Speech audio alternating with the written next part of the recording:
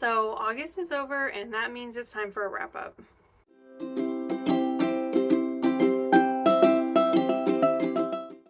Hi, hello, and welcome back to my channel. My name is Alex, and today we are talking about the books that I read in August. So let me preface this by saying August was my craziest month. It was my biggest freelancing month to date, and I was just busy. I mean, like waking up early in the morning, staying up late at night, burning the candle at both ends, whatever you want to say, I was doing it. Kids also started school in August, which was like super hectic. And yeah, I'm still like in the aftermath portion. I'm still recovering and I'm still busier than ever. So I read 3 books this month, and I will be including the ratings that I gave them. All my reviews are spoiler free. I don't like ruin the books for you guys. I give you a synopsis and what I liked and what I didn't like about it, and I'm very careful not to give away any big details about books, so you can watch and like feel safe knowing that I'm not going to ruin the book for you. Before we get into it, make sure you hit all the buttons down below so you know when I'm posting. I post every week, and all we do on this channel is talk about books. So if you like listening to people talk about books, here I am every week doing just that for you. Let's not waste any more time. Let's get into it. The first book I read in August was Jackal by Erin Adams. This cover, you guys, I am so happy that I got a chance to read this book.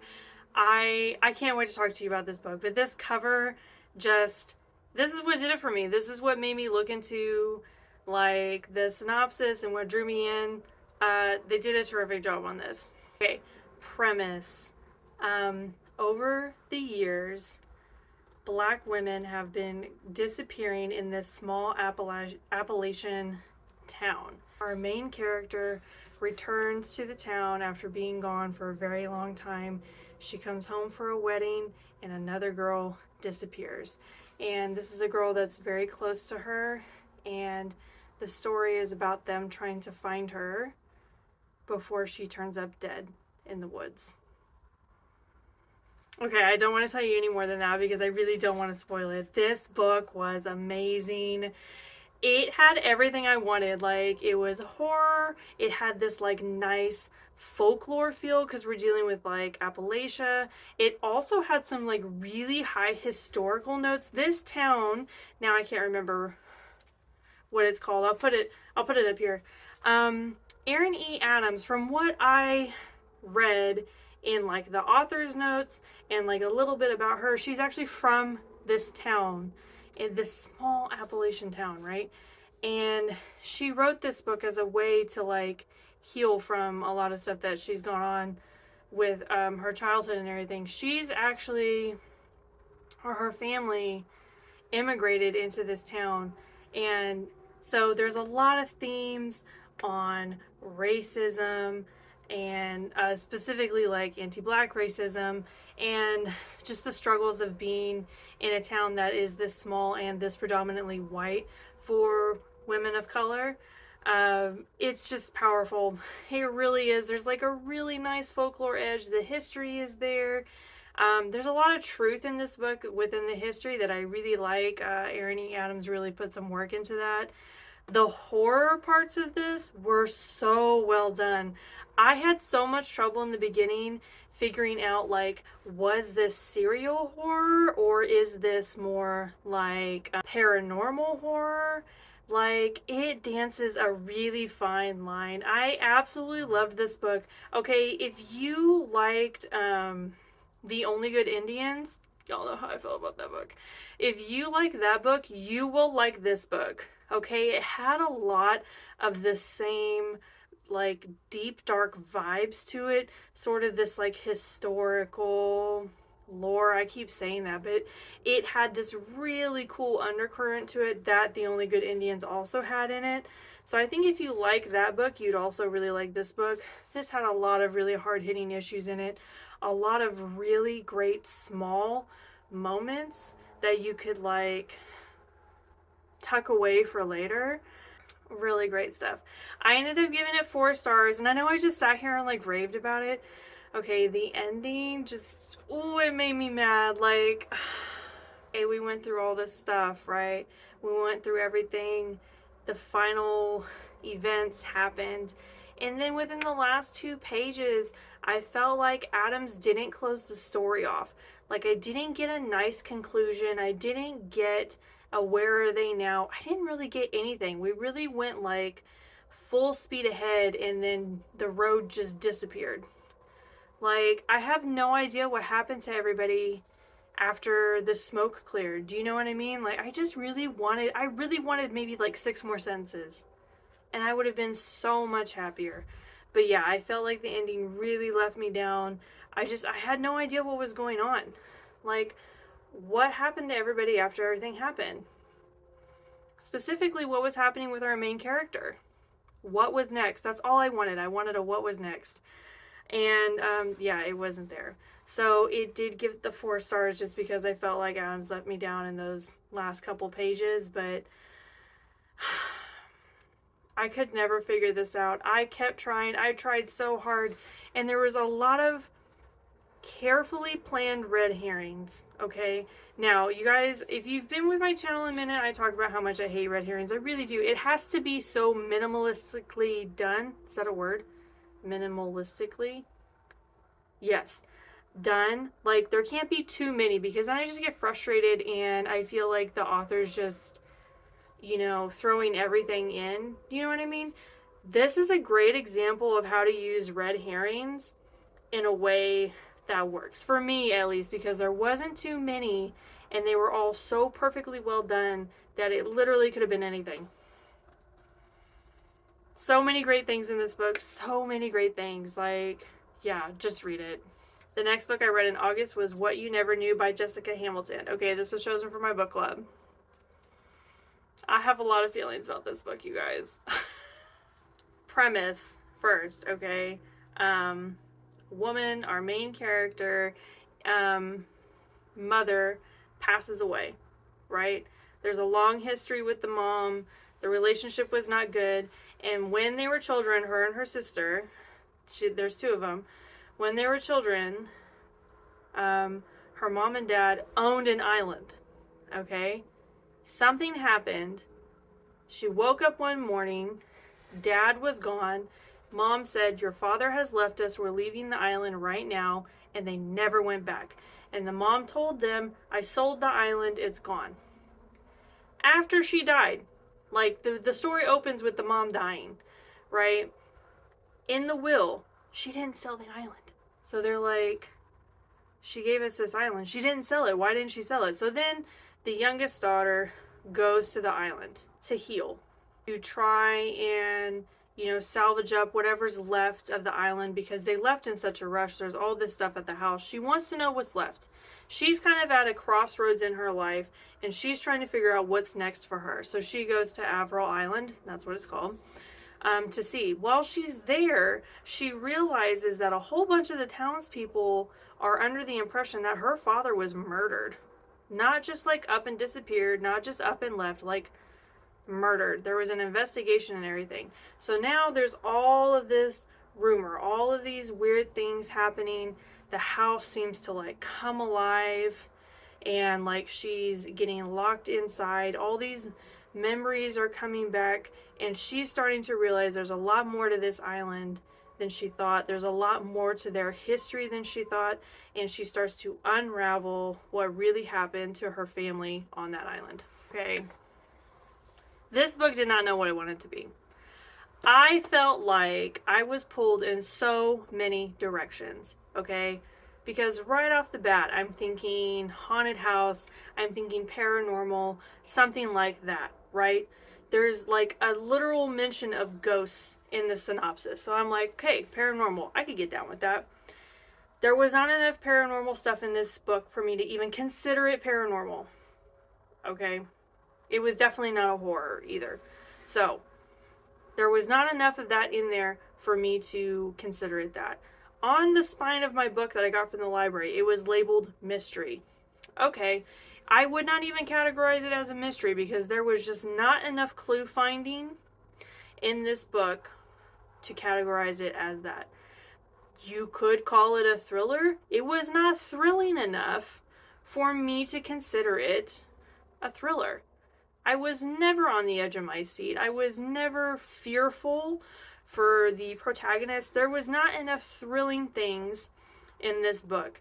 You could categorize it as a character-led drama because our main character went through it in this book. She really did, okay?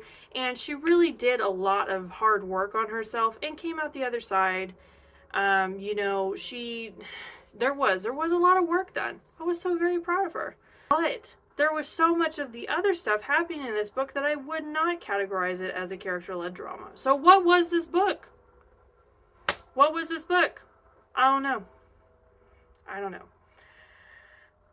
There were just so many moments that I thought were really, really good. And like I said, I really like what was going on with the main character. There was a lot of really great stuff happening with the main character. Like literally everything else though, what?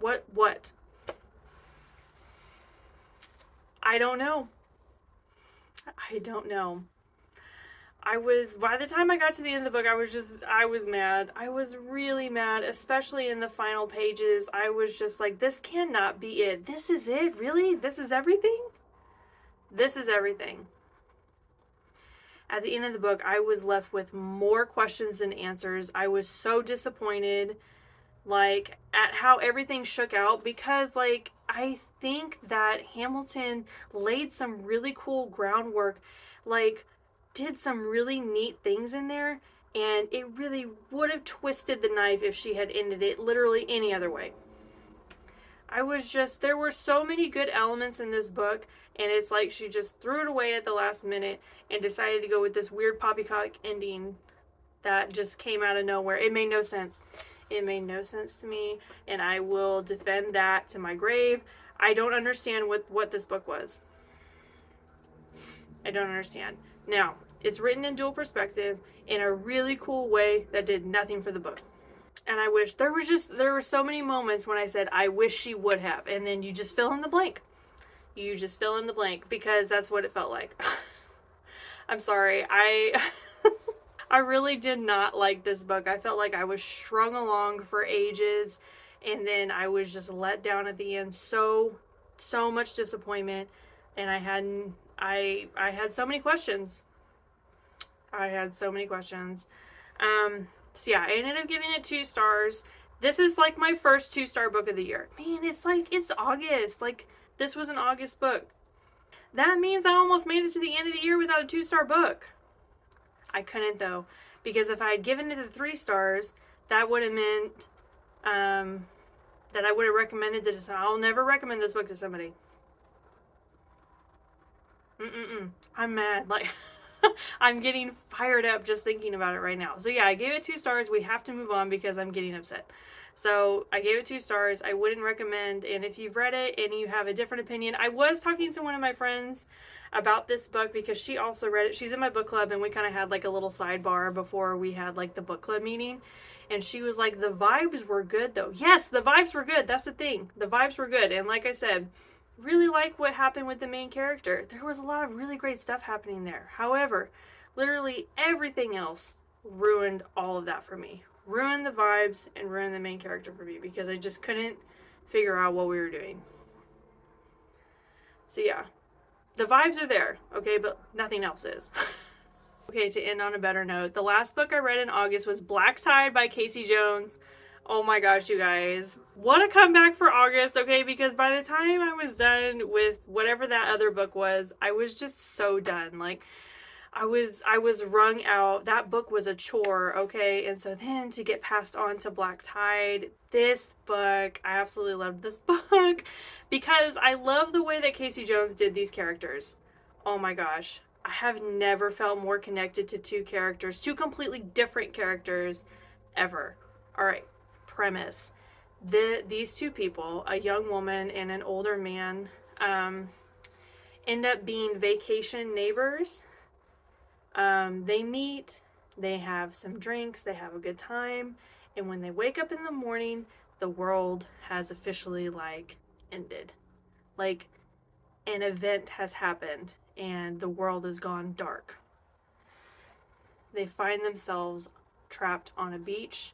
They can hear things in the grass. and they know that something is terribly wrong. And this is kind of their story of getting to safety, getting off the beach, finding a way out of the situation that they're in, and trying to figure out what's happened. This exceeded all of my expectations, okay? If you like science fiction horror, read this book, okay? It's so good. I absolutely love the way that Casey Jones wrote this. Like I said, the depth of character here was astounding. I loved the voice that he did for each of these characters. There's not that many times when you can get a good female and male point of view so thoroughly done. This was so well done. I felt connected to both of these characters. And this book was short. It was a short book. Like, I read through it very quickly. It's not very long. So to get the depth here in such a short space, I loved it. It was fast paced. It was exciting, heartbreaking. I felt everything reading this book. And the description, the gore was really good. The sci-fi aspect of it was very good. I can't say enough. I cannot say enough about this book. I really liked it. I kept me at the edge of my seat, and I really was hoping that Jones wrote a sequel to this, but I don't think he ended up doing that. But Casey Jones is going on the list to read again because this was absolutely amazing. Like I said, the characters were great, the storyline was great, the horror was just top tier. I mean, I've read a lot of good horror this year already, but this was good. Sci-fi horror is not always my thing because sometimes it's just too much. Do you know what I mean? Like, sometimes it's just too finicky for me. This was not. Because of the way that Jones wrote his characters, this was not finicky, and I really, really liked it. I gave it 5 stars. It's one of the best horror books I've read in a long time. I really liked it, and I highly recommend it.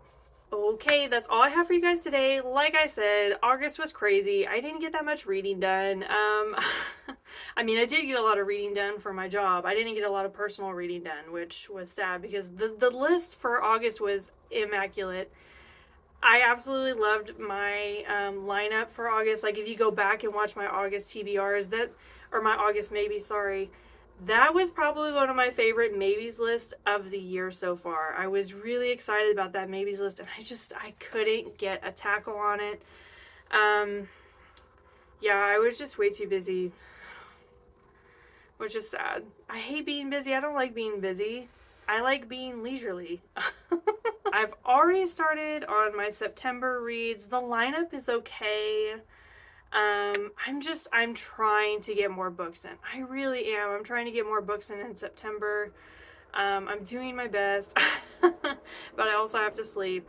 So yeah, make sure you hit all the buttons down below so you know when I'm posting. I post every week, and if you have any recommendations for me, please drop me a comment. If you've read any of the books that I've read, drop me a comment as well. I love hearing from you guys. Other than that, I will see you guys next time. Bye!